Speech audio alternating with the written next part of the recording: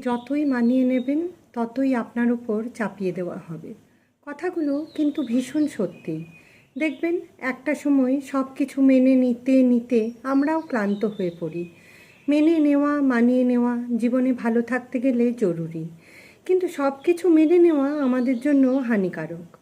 সেটা আমরা সময় পেরোলে বুঝতে পারি। তাই যেখানে প্রতিবাদ প্রয়োজন সেখানে গলা তুলতে হয়। নইলে মানতে মানতে আমরা এমন একটা বস্তুতে পরিণত হই যেখানে আমরা নিজের মতো নিজের ইচ্ছে সব অবদমিত করতে শিখে যাই। আর একজন মানুষ হিসাবে এটাই দোষের। আপনি আমি শিক্ষিত, কিন্তু কথা বলার ভাষা বন্ধ হয়ে আস্তে আস্তে কেমন যেন বাকরুদ্ধ হয়ে যায়।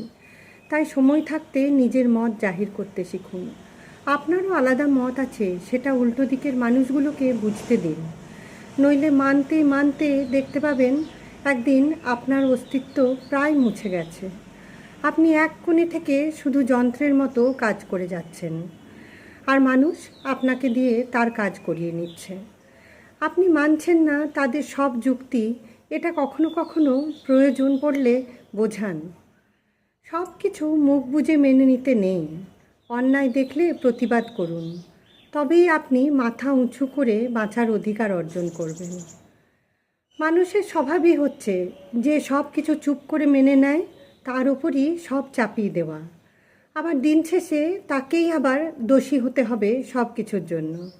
তাই ভালো খারাপ না ভেবে প্রতিবাদ করে নিজের ঠিক জায়গায় রাখাটাই দিন শেষে আপনাকে শান্তি দেবে।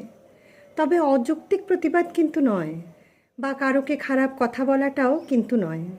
নিজের অস্তিত্ব বজায় রাখার জন্য মেনে নেওয়া বন্ধ করে যেটা প্রয়োজন সেটা করা, তবেই নিজের কাছে মানুষ হিসেবে মাথা তুলে দাঁড়াতে পারা যায়।